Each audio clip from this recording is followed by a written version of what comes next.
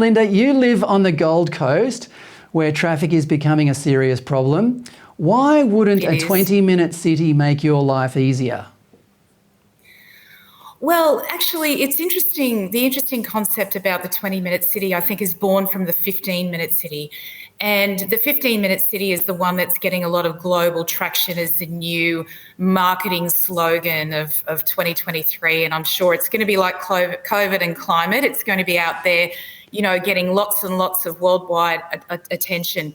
But of course, for the Gold Coast, we're not a major city, but it still takes us to get to our big pieces of infrastructure like our city hospital and our private schools and a lot of our stadiums and our sporting facilities. It takes the beach livers and goers probably around 20 to 25 minutes minimum to get to these larger pieces of infrastructure because the Gold Coast is a linear city. So a 15-minute city on the Gold Coast would make absolutely no sense at all. And of course, it's a growing city because a lot of people have moved up from Melbourne and Victoria, sort of Melbourne and Sydney, I should say, to get to the Gold Coast because we are a little bit more freedom-loving here, and a lot of people wanted to escape some of the really strict rules, particularly in Victoria. We've got a lot of population growth right now, which is making our 15-minute drives around 25 minutes. So it's taking it round in circles, you know. But wouldn't it make that an opportunity to turn the Gold Coast into a, you know, like if you need to build more infrastructure for all these new residents. I mean, you saw that video from Victoria. Everything's meant to be within 800 metres, which you could probably do in theory on the Gold Coast. Isn't this an opportunity to turn the Gold Coast into a 20-minute city? Well, no, because, you know, what are you going to do? Are you going to build another regional hospital? Are you going to build another mega stadium? Are you going to build 3 or 4 more private schools on the Gold Coast so people don't have to travel? I mean, people choose to put their children into certain schools. They choose to live a certain lifestyle when they come here, and they're making very, very conscious choices about what they're going to do and where they are from bits of infrastructure. It might be major swimming pools, for instance. I mean, are you going to build another 10 more 50-metre pools? So you're going to let people have a 50-metre pool? I mean, the lifestyle on the Gold Coast takes on board all of these elements and infrastructure to make it efficient.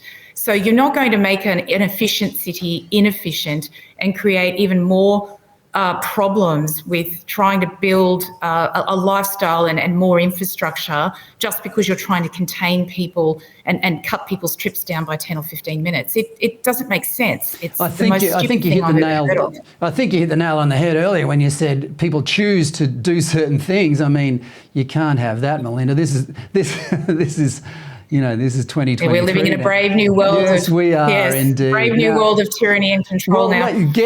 Speaking of tyranny, who do you think is behind this? Look, I mean, the interesting thing is that it's probably didn't actually come initially from the UN and WEF. It looks like it's come from this group of cities that have gotten together and created this C40 group. And it encompasses about 95 cities across the world. And of those 95 cities, they cover about a quarter of the world's economy. So it's a very powerful group of people. And it looks to me like it's this second tier of tyranny that's coming forth from mayors and premiers. And Mayor of Paris, for instance, started talking about 15-minute cities in 2020. So it's all about power, money and control. And if anyone thinks that 15-minute cities are anything other than that, then once again, we're going down the climate and the COVID path of having to try and explain to people that this is not about climate change and climate emergency. And if you think that pulling people into 15-minute trips and containing people within districts is going to change the weather or the climate is once again hugely naive and full of platitudes. And the same platitudes and the same people